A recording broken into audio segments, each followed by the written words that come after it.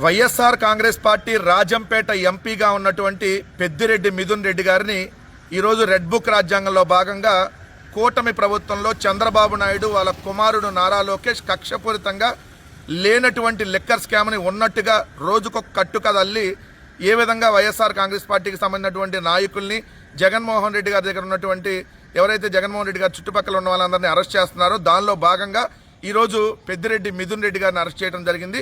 వైఎస్ఆర్ కాంగ్రెస్ పార్టీయే కాదు, ఈరోజు యావత్ రాష్ట్ర ప్రజలు కూడా దీన్ని తీవ్రంగా ఖండిస్తూ ఉన్నారు. అసలు ఆంధ్రప్రదేశ్ రాష్ట్రంలో ప్రభుత్వంలో భాగస్వామి కాదు, ఎందుకంటే ఆయన ఎంపీగా ఉన్నారు. ఏదైతే లిక్కర్ స్కామ్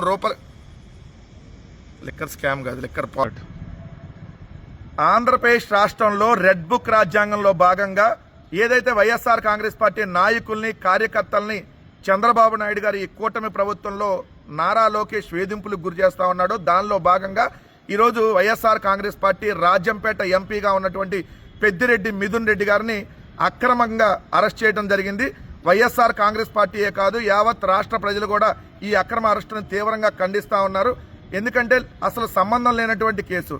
ఎందుకంటే మిథున్ రెడ్డి గారు ఎంపీగా ఉన్నారు. లిక్కర్ పాలసీకి సంబంధించి రాష్ట్ర ప్రభుత్వం ఏదైనా లిక్కర్ పాలసీ తయారు చేస్తే దానికి రాష్ట్ర ప్రభుత్వంలో మిథున్ రెడ్డి గారికి భాగస్వామిగా ఉండడు, ఆయనకి సంబంధం లేదు. ఆయన ఎంపీగా ఉన్నారు. కానీ ఆయన కూడా ఇక్కడ కేసులోకి తీసుకొని వచ్చి ఇక్కడ ఏదో స్కామ్ జరిగిపోయిందని చెప్పి అక్రమంగా వైఎస్ఆర్ కాంగ్రెస్ పార్టీ నాయకుల్ని అరెస్ట్ చేస్తూ ఉందో దానిలో భాగంగా ఈరోజు మిథున్ రెడ్డి గారిని కూడా అరెస్ట్ చేయడం జరిగింది.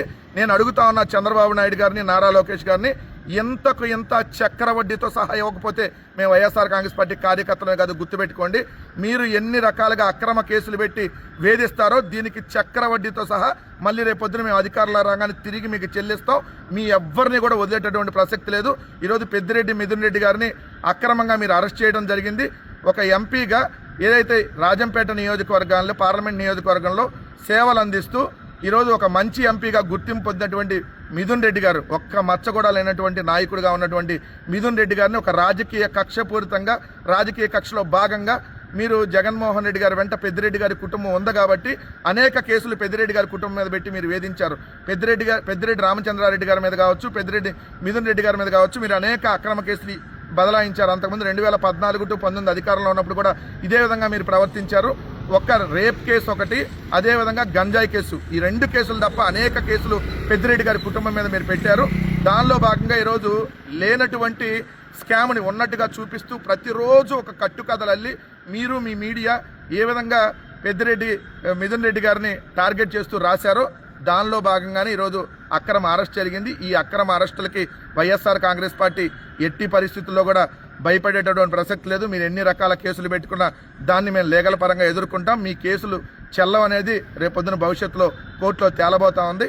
మిథున్ రెడ్డి గారికి వైఎస్ఆర్ కాంగ్రెస్ పార్టీతో పాటు యావత్ రాష్ట్ర ప్రజలు కూడా అండగా ఉంటామని చెప్పి మరోసారి స్పష్టం చేస్తా ఉన్నాం.